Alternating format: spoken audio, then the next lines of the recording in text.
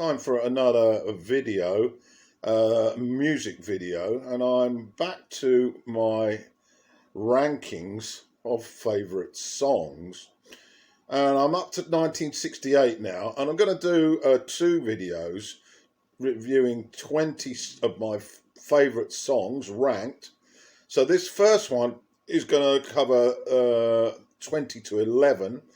But before we get on to 20, a few honourable mentions that just missed the cut. This year was absolutely littered with great songs. So these honourable mentions would have been in another year probably. But I'll go through them anyway. First up, A Song for Jeffrey by Jethro Tull. This has a particularly warm feeling for me because it was one of the first progressive sort of rock songs that I heard on 7-inch when I was at school, and it launched my music interest down a completely different road. Absolutely brilliant. And it was also appeared on the first album, the first Jethro Tull album as well. Pictures of Matchstick Men by Status Quo, another terrific single, very psychedelia, love it. This Wheel's on Fire by Julie Driscoll and the Brian Organ Trinity. Julie Driscoll looked quite menacing in her short haircut. And there will be links to these songs on YouTube in the description. Next up, Macarthur Park by Richard Harris. He didn't get many hits. In fact, this was probably its only hit. And I didn't know he was very prolific at singing, but he does a great job on this with the orchestral arrangements. Next up is Young Girl by Gary Puckett and the Union Gap. I love this song. The lyric was really terrific, and I constantly was hearing it on the radio. Paradise Lost by The Herd. The Herd having a young 16-year-old Peter Frampton on guitar. Wow, I watched the video of this and he really does look like a little baby face. But a terrific beginning to his career. Then Classical Gas by Mason Williams. Always loved this song. Instrumental, of course, with the sort of solid horns on this.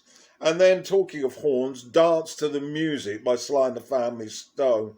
A real sing-along soul classic. And then Days, Ray Davies's song from the Kinks. Love this song. It really creates a warm glow. And then Fire Brigade by The Move. Roy Wood looking very zany with his long mop. And I'm Gonna Make You Love Me, collaboration between Diana Ross, the Supremes, and the Temptations. Absolutely magnificent singing on this. I got to get a message to you, a very early Bee Gees hit. I like that one as well. And yeah, they keep on going, these honourable mentions. Finally, Mrs. Robinson, Simon and Garfunkel. It wasn't a hit in the singles charts in the UK. I believe it was a hit a little bit later, I think, in America. It's absolutely terrific, isn't it? And my last one on these honourable mentions is This Guy's in Love with You from Herb Alford. Very dreamy, romantic song from Herb. So that's it. The honourable mentions. And we've already done 4 minutes.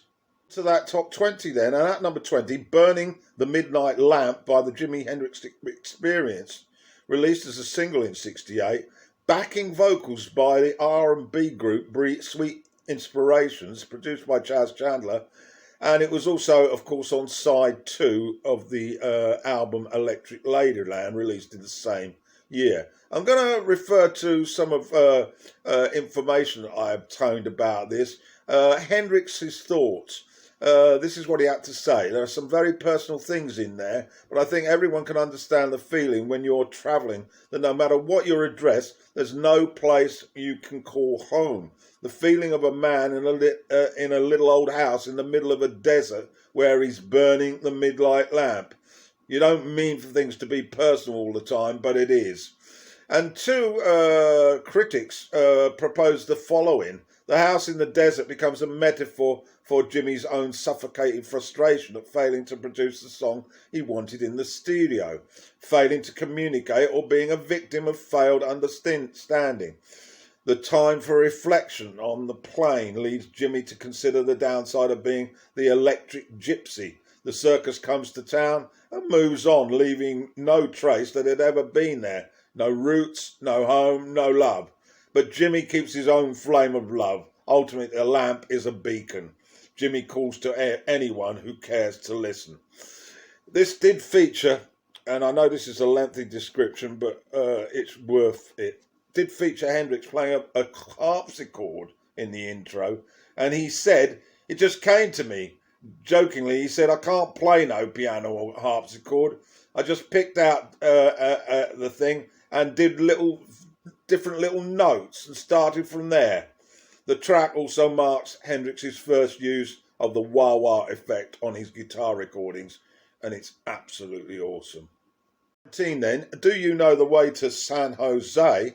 Written and composed for singer Dionne Warwick by Burt Bacharach. Hal David wrote the lyrics, and the song was Warwick's biggest international hit to that point. Sold several million copies worldwide and won Warwick her first Grammy. David's lyrics tell the story of a native of San Jose, California, who, having failed to break into the entertainment field in LA, is set to return to her hometown. The song was issued as a follow-up single to the double-sided hit theme from Valley of the Dolls, I Say a Little Prayer. That was in April '68. Became Warwick's third consecutive top 10 song, and the song was the most successful of Warwick's international hits. Sold 3.5 million copies. And I love it. I love the sort of jaunty, travel-like feel to it. And her voice is simply idyllic. 18, Love Child, Diana Ross and the Supremes. Second single and title track from the album Love Child became the Supremes' 11th and penultimate #1 hit in the United States. The record topped Billboard's Hot 100 for 2 weeks before being defrayed by I Heard It Through the Grapevine. Paved new ground, really, for a major pop hit with its controversial subject matter of illegitimacy. The tune about a woman who's asking her boyfriend not to pressure her into sleeping with him for fear they would conceive a love child. The woman portrayed on the record, of course, is Diana Ross, and she herself was a love child. And besides not having a father at home, she had to endure wearing rags to school and growing up in an old, cold, rundown tenement slum. Anyway, just prior to this album, the Motown and Diana Ross had dropped Florence Ballard, engaged new member Cindy Birdsing, but actually on this album, neither of them were involved. In fact, the session singers, the Adantes, performed the background vocals. And shortly after, of course, Diana left to pursue a solo career. I do love the song, though. Diana Ross, extremely strong on this track. 17, Delilah. Lyrics by Barry Mason and music by Les Reed. It earned them an Ivor Novello Award in 1968. It's a power ballad in the British ballad tradition, sang by Tom Jones, of course.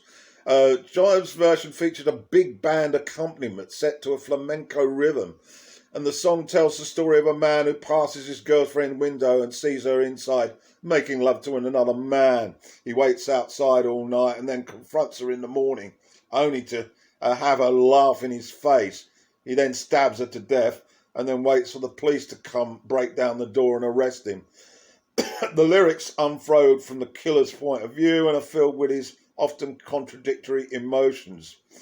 It speaks of Delilah in possessive terms, but also refers to himself as her slave. He asks her dead girlfriend to forgive him, but he still clearly sees himself as having been wronged by her.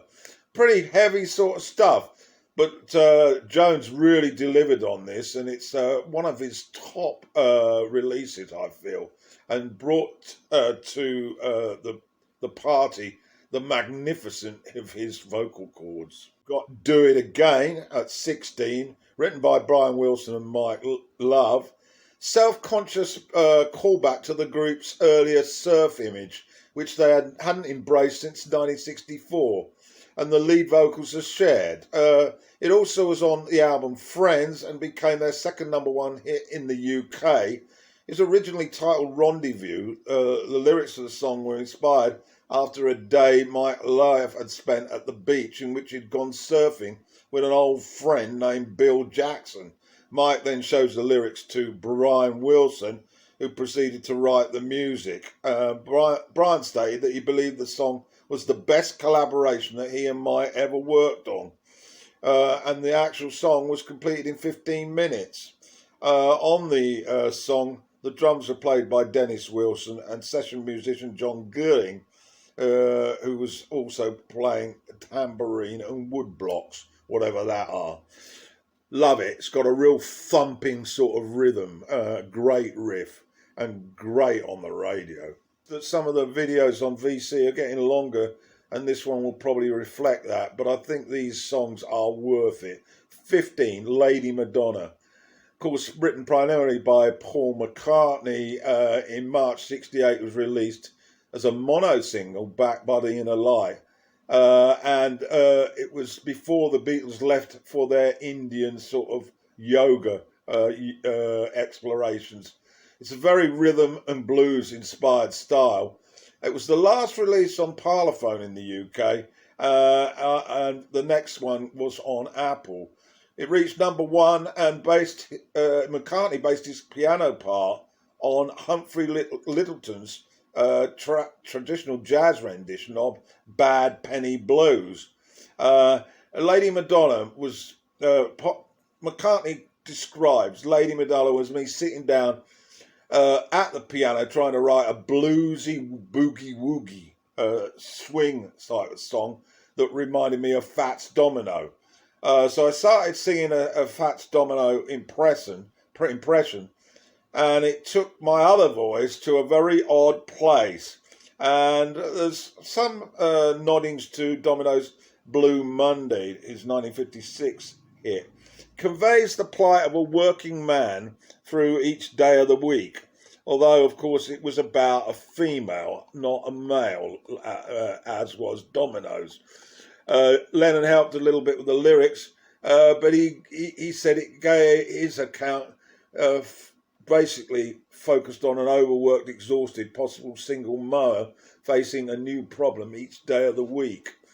And McCartney also said that Lady Madonna started off originally as the Virgin Mary, then it became a working class woman, of which there were millions in Liverpool, and then a Catholic because of the Irish connection.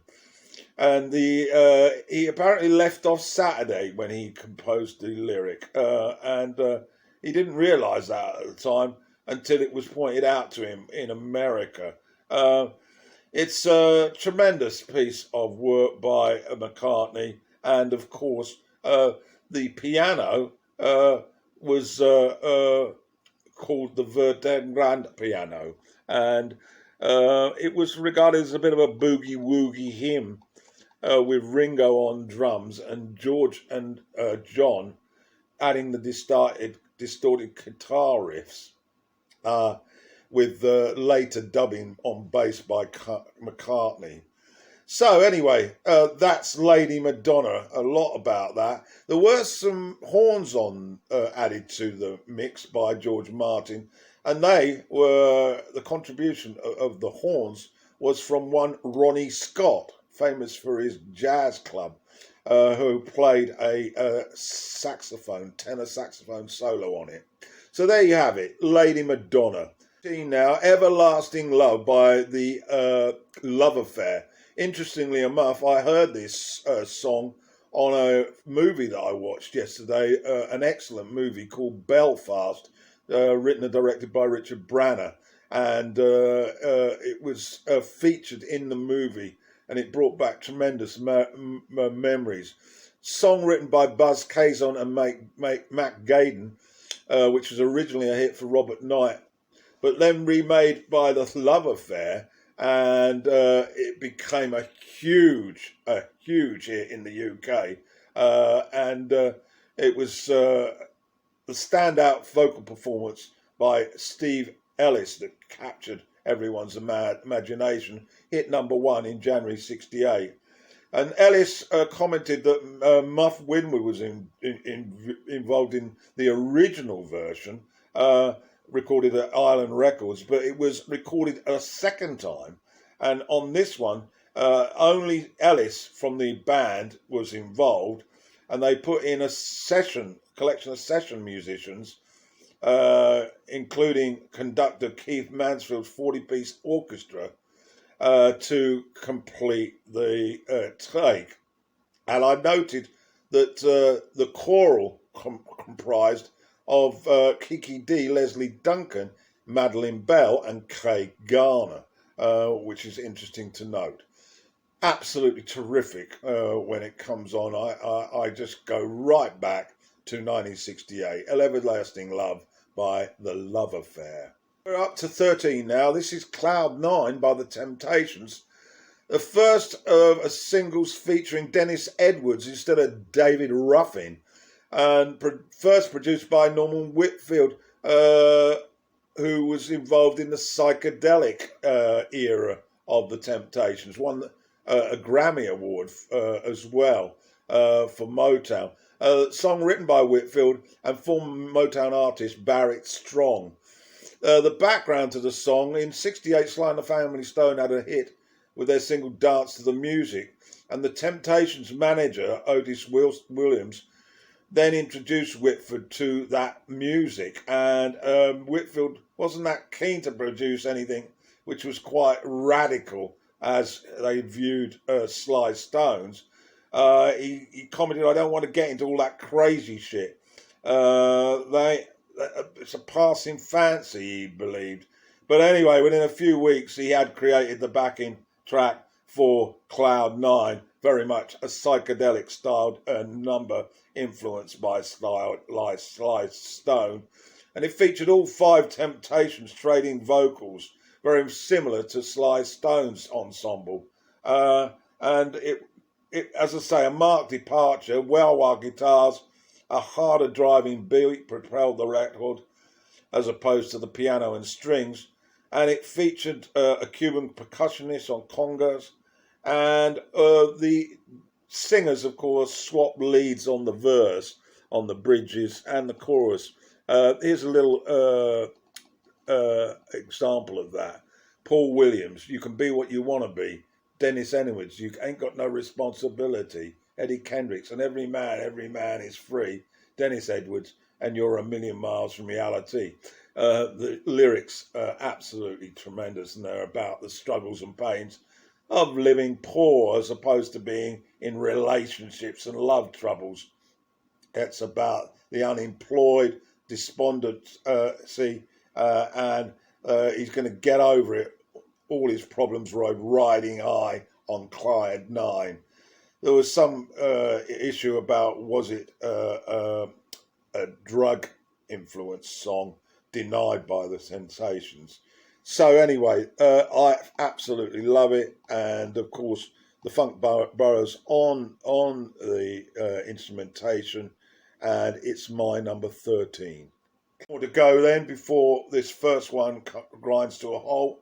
At 12, Eloise, sang by Barry Ryan, and written by his twin brother Paul Ryan, and it was looked at as quite radical because it actually went beyond 5 minutes.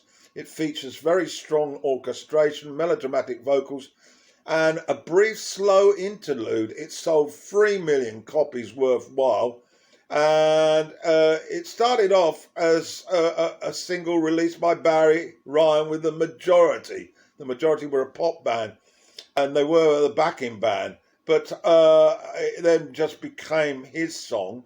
And it was the second that his brother Paul had wrote, and Paul said he was influenced by Macarthur Park, the Richard Harris arrangement. And Mother Marion Ryan was involved in the recording session.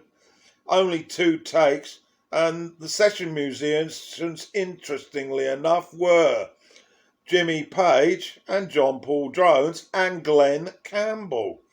You find out all this information on Wikipedia. Anyway, they were all involved in the mixing, and it was an absolute huge hit. And it was also influenced Freddie Mercury of Queen to create that lengthy single. What was it called now? Bohemian Rhapsody. Apparently, Freddie really loved Eloise, and it was it was the factor that pushed that lengthy hit of theirs. So there we have it. Number 12, Eloise. And then On the Road Again by Canned Heat. Very much a driving blues rock booty. It was adapted from earlier blues songs and included some sort of psychedelic rock elements. Second guitarist Alan Wilson sang the distinctive falsetto vocal and added in harmonica. Usually Heat's material was sang by the huge Bob Hyde, but he was arrested for this one. And it first appeared on Boogie with Canned Heat, their second album. The edited single was released in April '68. The album title was Far Too Long. And here's a little snippet. Well, I'm so tired of crying, but I'm out on the road again. I'm on the road again. I ain't got no woman just to call my special friend. For the instrumental, as mentioned, the sound used was a one-chord boogie riff adapted from John Lee Hooker's Boogie Chillin', released in 1949. Then Wilson used an Eastern string instrument, the tambura, to give the song a psychedelic ambience. And then, of course, he also got involved in the harmonica and sang. So, that's number 11. It's been a lengthy crawl through the top 20. I hope you've enjoyed it. And you'll probably be wondering, what's in that top 10? Not too many surprises, really, but I can guarantee 10 fantastic songs. So tune in to part 2.